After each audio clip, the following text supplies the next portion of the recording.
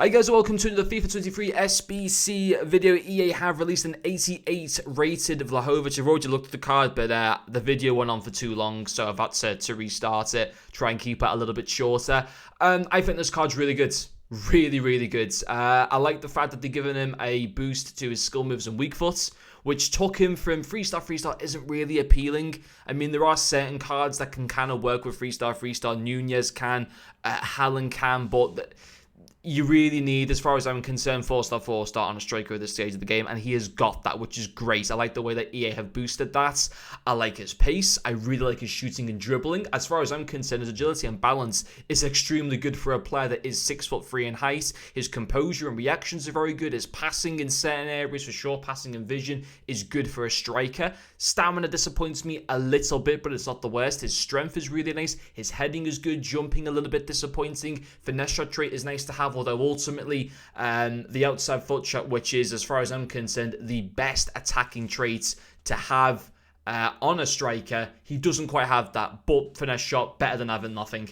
And what I also like about this card is, the only thing I will say is, how often do you come up against people in division rivals or in FUT champions running their main teams containing Serie A players? I just can't remember the last time I came up against a full Serie A team. Now, of course, you don't have to get this guy into full chemistry. You don't have to run a full Serie A team.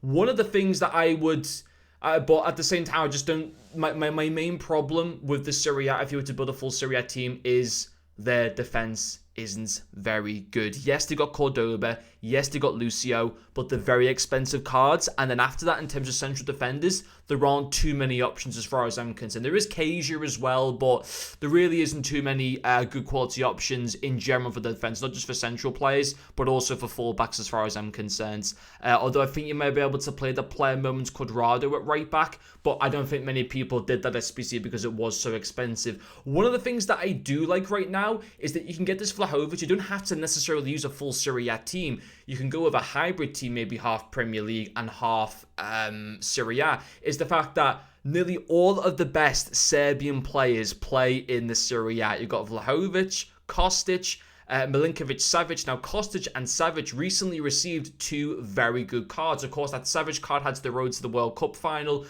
He never got any upgrades, but even still, as an 89 rated card, is still a pretty good box-to-box midfielder. Kostic, you can actually get right now, if I'm right in saying, from swaps, and I think he only requires 6 tokens.